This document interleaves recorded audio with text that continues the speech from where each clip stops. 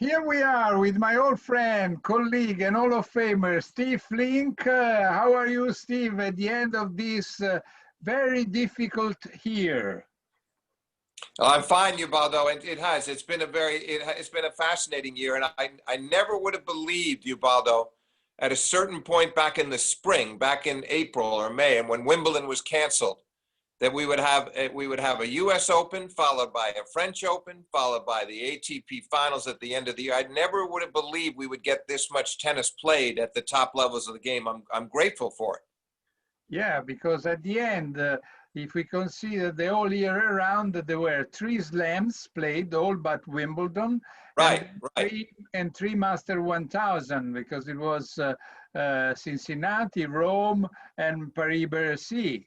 So, and then plus quite a few tournaments indoor when just 15 days before the US Open, we didn't even know if they would have played anything. And the Right, ATP right. finals, even the ATP finals were in doubt.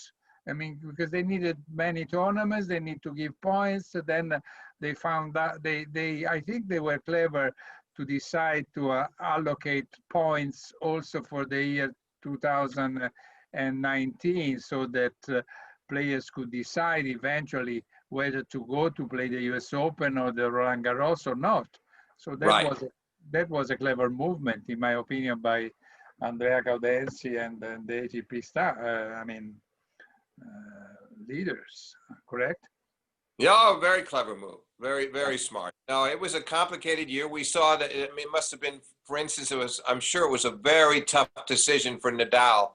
He's probably happy that he did it because he came into the French Open very fresh, rested, ready to go. He got his 13th. But to not defend his U.S. Open title was not something that I'm sure he wrestled with that decision before he elected not to come to New York for Cincinnati and the Open. But I'm sure he was a little unhappy to have to be in that position, right? Yes, I think so too. And then at the same time, he got what he wanted, which was not only to win the 13th Roland Garros, but also to equalize Roger Federer 20 slams. So Yes, yeah. so for quite a an accomplishment. No, it's fantastic. I mean, some people are the critics would say, but 13 of them were on Roland Garros. Well, fair enough, but he has 2 Wimbledons. He's got 4 U.S. Opens and he's got 1 Australian. It's a phenomenal record. And just because it's weighted so heavily on the clay at Roland Garros should not be taken away from him. I mean, it's unimaginable. I mean, Ubaldo, if we'd sat at Roland Garros in 2004 and we were having a conversation and you had said to me, this guy Nadal is going to come and win next year for the first time, and then we're going to be talking about 13 titles by the year 2020. I would have said, Ubaldo, something Crazy. has gone wrong with your judgment. You're crazy. Yeah. And I think Rafa would have thought it was nuts that he could win more than 5 or 6, but he just kept at it. And it's the most dominant we've ever seen a top player on any one surface. I can't imagine we're going to see anything like that again. To be able to win that title when it's astounding what he's done over the years, going back to 2005.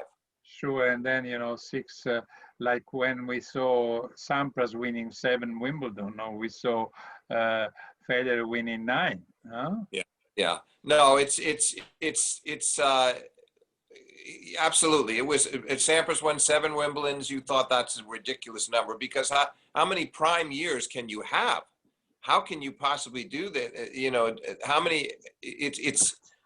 You're not conceivably be able to do it in your teens, your 20s, your 30s, the way Nadal has, and there's no end in sight. I mean, if you ask me right now, Ubaldo, I would say he might end up with 15. He might end up with 15 with 2 more. Yeah. And did I give 9 Wimbledon to Federer, or I mean? You gave him an extra. I gave him an extra one. I gave him. I said that, and then I said, "Oh, what am I saying?" You were thinking about Martina Navratilova. Correct. Martina, by the way, she should have won 10 because when she lost to Conchita Martinez, I was Yes. sure in 94, I think she should have won it. Anyway. Totally agree. Although Conchita's backhand passing shots that day were pretty breathtaking, as she played better on grass than she ever had done before or ever would again. Yeah. Listen, let's give an analysis, your analysis of this year. I mean, I could start from when Team was asked who are the top 5 players at the end of this year. She was asked by Cindy Schmerler of the New York Times when he was beaten by Medvedev, and Team said, I would go pretty much about the rankings, of course, without considering Federer, who actually didn't play for long time. And he said, I would respect more or less the ATP rankings and putting maybe Rublev as number 5, since he won 5 tournaments and like that. Do you agree, or would you make a different ranking at the end of 2020? Let's say instead of Djokovic 1, Nadal 2, Team 3, Medvedev 4, and Rublev 5, what would you put? I think that's a good, he's got a point about Rublev. The other 4 are clearly the top 4, clearly. Yeah. And in that order? You could argue about Rublev. Yeah, Cespedes had a good season, but at least we don't have to argue about the top 4. It's a good point that he makes, though, because Rublev won 5 tournaments and had a great year. And think about it, Ubaldo, at the ATP finals, he started very nervously against Nadal.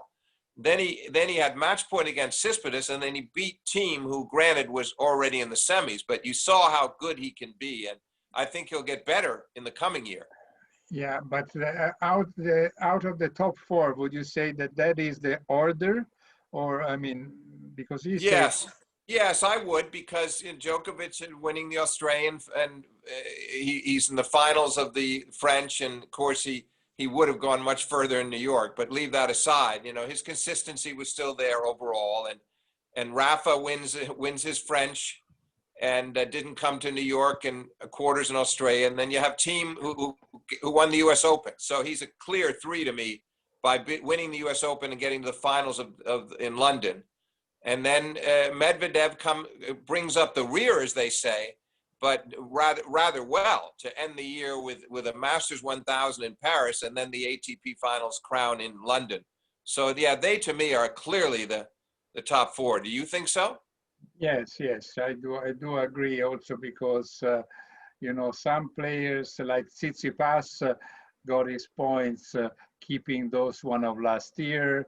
And Tsitsipas, by the way, he won only 1 tournament, and then he had the semifinal. He had 1 semifinal in 1 slam, but I mean, he didn't do so well this year. Zverev probably played better this year than last year, maybe. He did, and then he ended the year. It was a good ending to the year for him to win the back-to-back Cologne and finals of Paris, and he was in a very tough group in London, so he didn't make the semis. But that was Steve, don't forget what happened at the U.S. Open. He lost the final to Thiem. No. He should have won it, maybe.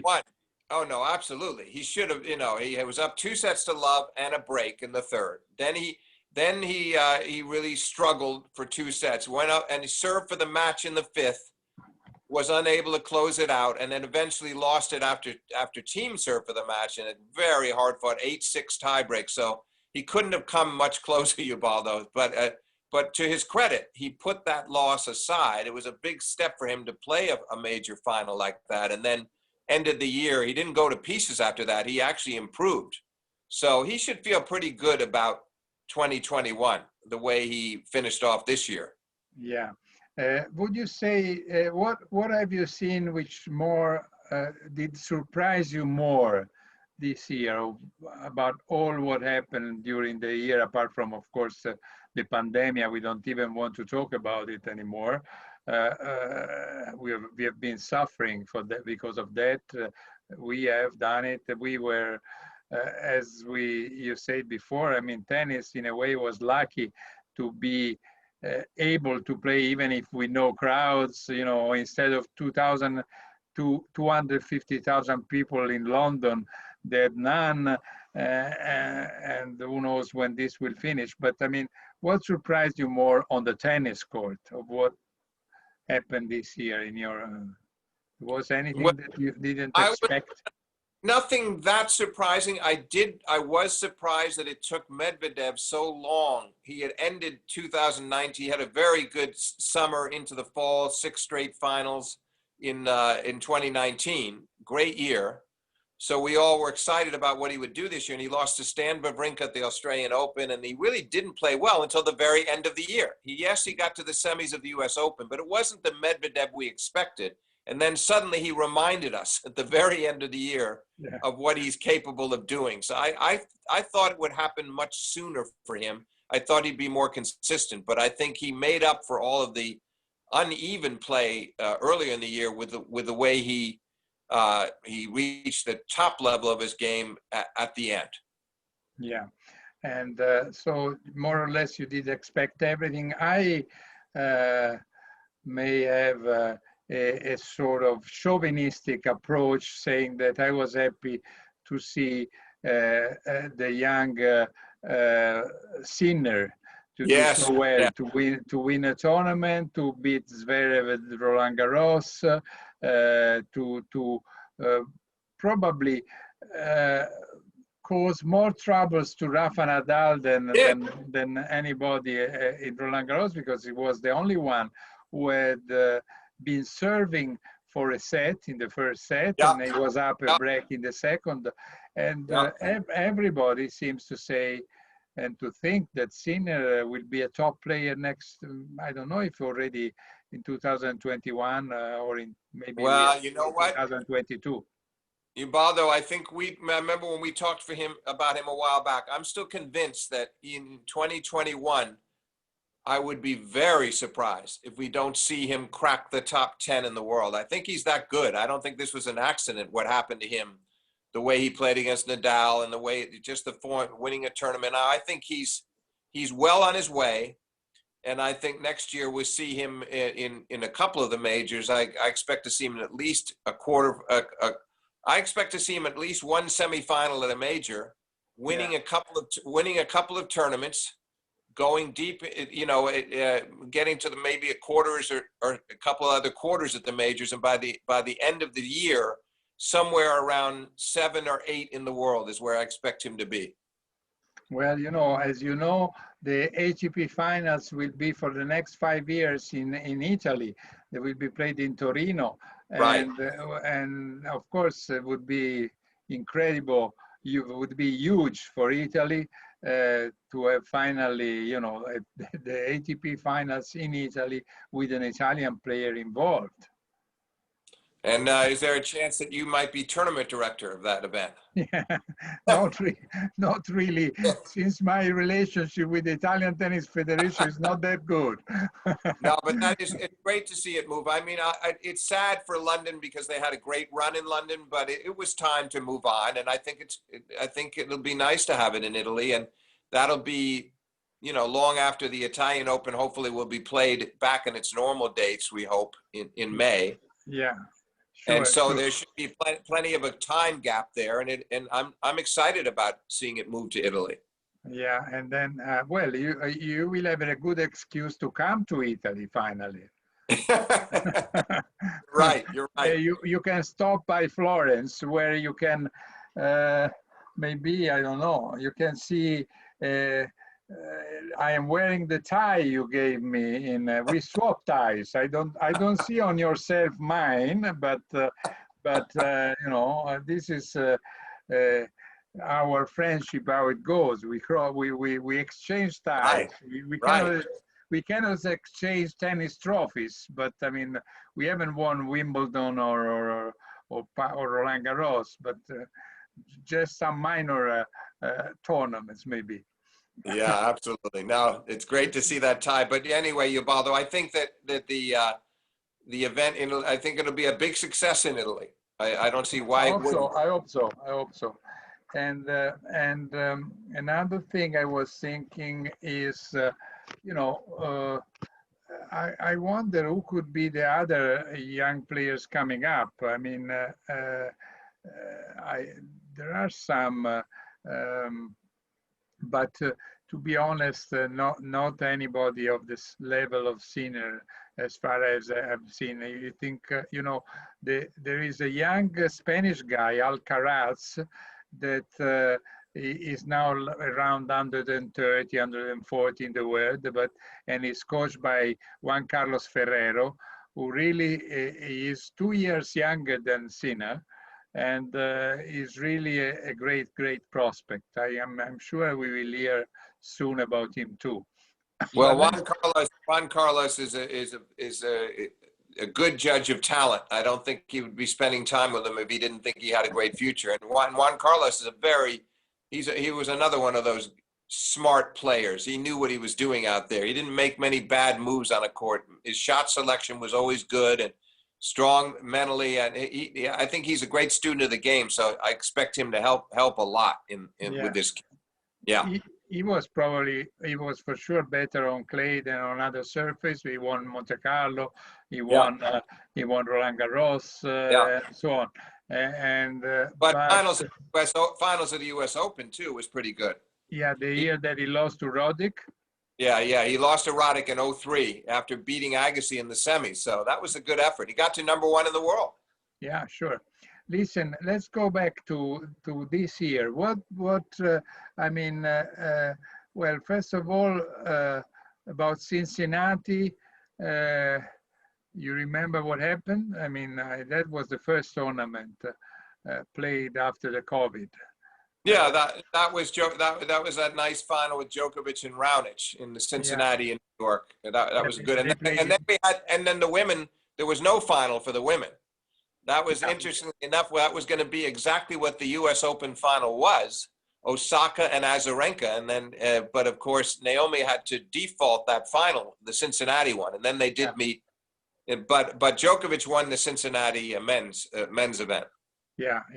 And so at the end, I mean, after all, the tournaments we saw and the match that we saw were pretty good at the end. I mean, the level of playing. I mean, if you think at the ATP finals, there were the 4 top guys of the rankings in the semifinal, which was something that never happened since 2004, when in Houston, there were Safin, Hewitt, Federer won it. And the other one now, Roddick, correct. And they were playing, but then Federer was the strong favorite because he had a great record against the 3 of them. While this year, all the players actually, but Schwartzman had the chance to win. They did, and look at the number of incredibly close matches we had. I mean, look at those last 3 matches of the tournament. I mean, Nadal is serving for the match.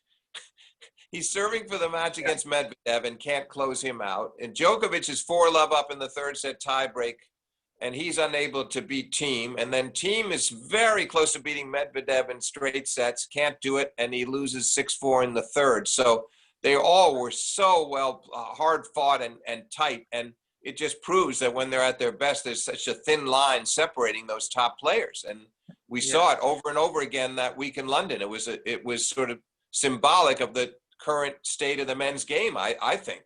Yes, and then even at the U.S. Open, we saw some beautiful matches, no? We did. Oh, yeah. And the final, it's not the best played U.S. Open final, but I don't think we'll ever see one that has more suspense. The one guy's up 2-0 in a break. He later serves for the match, and a Thiem serves for the match, and Thiem finally comes through in the tiebreak.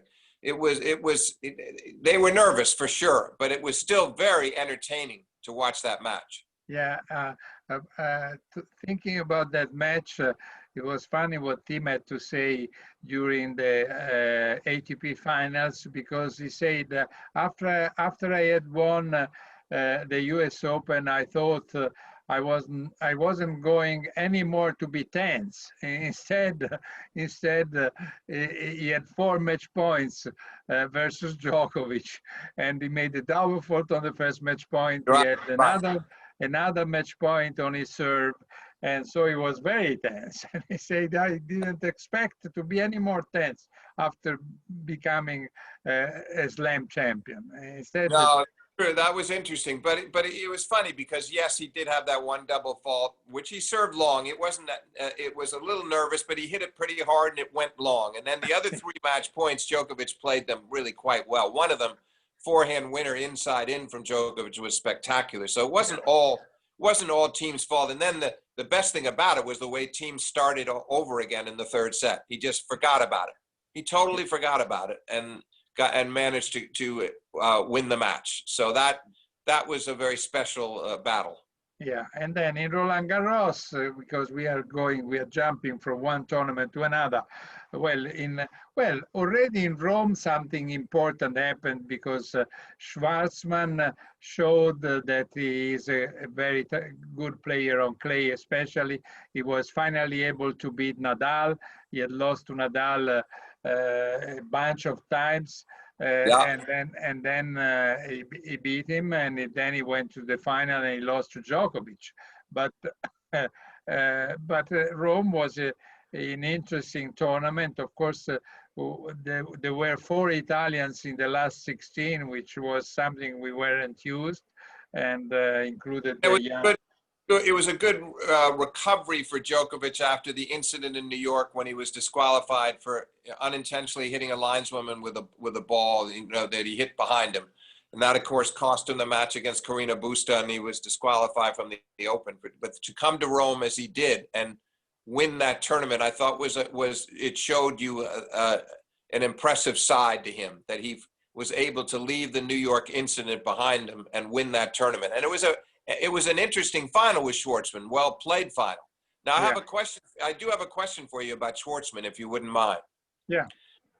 My friends who are great tennis fans do not believe that he's 5'7" tall. They think he's shorter. And I know you've stood next to him. Do you think his official height is his real height, or is he not quite as tall as he says? Well, he's not a basketball player, but also the basketball players, sometimes they add a little inch or half of inch. Yeah. Because it's important for their status. You know what? The coach of the New York Knickerbockers, when they were at their best in the 1970s, was a fellow named Red Holtzman. And what he was aware of what you're saying, that certain guys would say they were 6'10" when they really weren't. So he would bring them into his office, and he had markings on the door. You'd make them stand by the door. And then he had a pencil marking so he could tell who was 6'10", who was 6'6". If somebody was not telling the truth, he was able to discover it. Well, we should send Schwartzman to his office. Yes, I think so. But anyway, you're right. You're right about Schwartzman. What a nice thing it was to see him qualify for London, and Rome had a lot to do with it. Just a good year all around. He's such an admirable player, the way he battles and fights, and he is one of the shortest of all the top players. And that was a great achievement for him to make it to the year-end championships for the first time. Yeah, good for Argentina, because it was since 2013 there was no Argentinians. There was Del Potro then. Right. And so it's good for them in a year where, I don't know if you have seen it on I think Netflix, the documentary about Guillermo Vilas. Because I haven't seen it yet, but I'm going to watch it for sure. Well, it's interesting. I have a great memory, Ubaldo, where you remember the 1977 season when he won 46 matches in a row, and the French and U.S. Opens, and he should have been #1 that year, in my opinion. In fact, when I was at World Tennis at the time, and we ranked him #1 in the world, so that was kind of a big deal to him to get that ranking. And the day after, I went over to the photo shoot at the hotel in New York. Tiriac supervised it. He wasn't actually right there when we did it, but Vilas was holding up a T-shirt with #1 on it for the cover of our magazine, and he was thrilled. And it was sad. It's sad that he never got it from the ATP, that he never officially was ranked #1. And obviously that's part of the documentary. Yeah, yeah, it's part of the documentary. They show actually the cover of that tennis world. So you should world tennis. Right. So so you should see the film, and it's interesting enough because Vilas actually they prove that instead of 1977, there were 6 weeks in 1975 when with the stats that they were, put in the computer, he would have deserved to be #1. The problem was that the ATP ranking were coming out only 12, 13 times in a year. And they didn't come in those 6 weeks when he would have been #1. And so at that time, and recently, Chris Kermode, who was a former CEO of ATP, said, if we had to accept Vilas' claim, then we would have had to reveal who was #2, who was #3, who was #4, because in those weeks when the computer was not coming out and the rankings were not printed, there were, of course, many changes.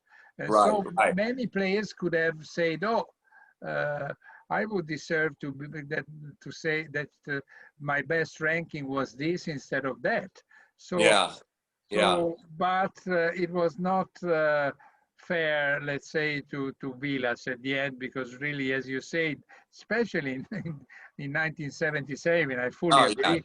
He had won 2 slams. He won he had, that streak of matches. I mean, he played the final in the 3rd slam. When we got to the end of that year, when we were setting up those pictures for the mag, we had to be ready to rank. We had it coming down to Vilas or Borg, not Connors, even though Connors was #1 in the ATP.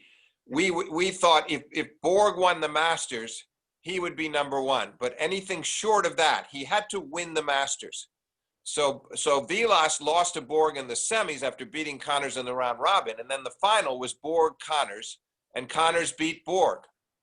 And my cousin was sitting with Tiriac, and Tiriac had been very, his usual, he doesn't like to give away what he's really feeling. And when I told him about the #1, he acted like it was no big deal to him. But as soon as he saw that Connors had beaten Borg, he turned to my cousin and he said, World Tennis Magazine ranked my man #1. He couldn't have been happier. He was thrilled. Because he knew what it meant to Vilas as well. But, well, I can tell you that in 2007, I think, in Australia, I made an interview with Guillermo Vilas. And I started my interview saying, "Here we are with #2 with the former #2 in the world." I said, "No, I'm #1. If you start like that, I will not give you the interview." So I had to restart the interview. I mean, it's because for Vilas was. Ubaldo, it's too bad. I'll tell you why. It's unfortunate that, for the reasons you said, they weren't putting their rankings out every week. We see them every week now. But that there was a similar incident with situation with Ivan Gulagan with the WTA. They didn't realize they actually had ranked her #1, and they couldn't find it in their records. And then finally, John Dolan, who was working for them at the time, did a great job of finding the weeks when she was #1, and Ivan was officially reinstated as a world #1, which meant a lot to her too. And I think it meant as much to her as it would to Vilas. 30 years later, Ivan Gulagan was named #1. That's why she was #1, and it was the same period. Interestingly, it was the same period, Ubaldo. She was #1 in 1976. So not at the end of the year, not at the end of the year, but in the middle of the year. Sure. But that's why Vilas was hoping, and his lawyer and Dario Pupo and Eduardo Pupo, who is the journalist who took a lot, but he spent 12 years trying to to to demonstrate, to show that Villas deserved to be number one. Right. And they thought that because of Gulagong thing, they could have a chance, and instead they were not giving it. No, it's too bad. I understand what Chris Cormode is saying. I get the point, but on the other hand, if you can get, if the evidence is there, if the numbers are there, well, also the other thing that confuses me, Ubaldo, as you know, what the ATP puts out lists and they know how many weeks we're seeing it right now with Djokovic. He's trying to break Federer's record of 310 weeks at number one. Yeah. So there's no mistaking it now. We know exactly how many weeks they've been number one or many weeks at number two, but obviously it's hard to dig it out from back then. Yeah, it was and I can add another stat that doesn't convince me. Not only the head-to-head, they are considering the Lever Cup, which in my opinion, they shouldn't be considered. They play right. A third set, a tiebreaker at 10 Right. or those kind of things. But when we have been Ubaldo, talking... you're not gonna like hearing this, but I agree with you. Yeah, okay. but for instance, I mean, even recently, everybody has been writing about Rafa Nadal reaching more than 1,000 wins, but they put in those wins also the Lever Cup, and I don't think they should. You know, so he will go beyond 1,000 for sure, but. All these stats are completely, and also if you talk about 109 tournament won by Connors, I tell you, they are not 109, because if you go and see certain tournaments, Manchester didn't belong to any of the... No, I agree. And all those Bill Reardon tournaments, but I can tell you, Ubaldo, if Bill Reardon is listening up in heaven right now, he's turning over and he's angry. No, but you're right. He's going to sue me. He's going to sue me. There is another tournament. Ubaldo, a lot of those Connors tournaments on the Reardon circuit were not even up to the level of an ATP 250 right now. Correct. Well, I mean, there are two tournaments in Roanoke who had only one had 8 players and one had 9 players, because there was one player who had to play. And but if you go on the ATP website and you check the tournaments and you find all the listed tournament of Jimmy Connors, you'll see that they write draw 16, like if there were 16 players in the draw. But in Roanoke, I checked personally, they were just 8. And the level of those 8, well, I mean, there were players who were 200 in the world. I mean, even if at that time there was no the computer, so you couldn't exactly say what was their quality, But no, you're right. Listen, his record was padded. You know the expression padded. It was by so many of the events like that. Not even just what you're describing, but even the ones that had 16 or 32. Connors could have won those tournaments, sleeping 1 hour a day, not eating, and drinking a glass. Playing with the right hand. Yes, right. But anyway, but at least, if some tournaments were belonging to circuit, like, WCT, even, let's say, even the Roanoke, but at least you had to have 16 players. When you play with only just 8 players, and you play three matches to win a tournament, where cannot count like the slam won by Federer, because, if next year Federer would win, now he won 103. Let's say that he wins 3 more tournaments, wherever they are, okay? Yeah, I mean, he would have 106, and everybody would say, oh, he has not reached the Connors number of titles, which is right. But Ubaldo, ridiculous. You're forgetting one thing. Federer will be playing tennis up till age 49, so you needn't worry. He'll keep winning a couple of years up to he's ageless. So it reminds me of watching the Wimbledon final with you in 2019, and you said to me near the end of the match, this might be his last chance. And I said, Ubaldo, we say that every year. So I think he will win. He might break it. He seriously might break the Connors record. Well, he has to win 5 years more Halle, 5 years more Basel, Yeah, and then right, right, and right. then it's done. Then it's okay. Listen, okay, we have been talking a lot about men's in the 2020. We didn't say one word in about women, so people will think that we are male chauvinist pigs. Well, maybe we should do a separate show. You know, Uh, sometime soon we do a separate one. Talk about the women, only the women. Yeah, but just briefly, let's make a summary so that at Sure, least 3 minutes sure. we say Osaka has been probably, there were many women who didn't play after the Australian Open. Barty, we have not seen her anymore, Right, practically. right. And and also the Canadian girl, Andreescu, who won the US Open, also she has disappeared. So has been Osaka the number one of this year, in your opinion? I would say so. It was too bad she wasn't fit to go to Roland Garros, and she would have been dangerous at Wimbledon too. I would say so. I think it was a very impressive win at the U.S. Open, and she had to really play well in the last two rounds against Brady, against Azarenka. You know, tough 3-set matches. Second U.S. Open title. Yeah, I would say so. It's a shortened season. It's even harder to analyze than the men's season. But I would put her at the top. And who else do you see well, in your opinion? I mean, apart from Osaka, because Osaka, I don't think even if she had gone to Roland Garros, clay is not her surface. So No, I but I think she still could have done. She could have. I don't think she would have won it, but I could have seen her maybe making a run to the quarters or the semis. I would have liked to have seen her in there. mm, Well, the Polish girl, that was a spectacular.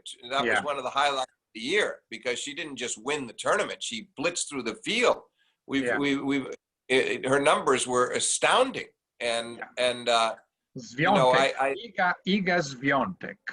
yeah, Iga. I'm just going to call her Iga. It's much easier that way. Well, also because the pronunciation is different. It's written in Yeah, this way, Swiatek, but it has to be pronounced as Sviontek. I was told by a Polish guy. yeah. Like But I mean, like we like we say Medvedev, but we should say Medvedev.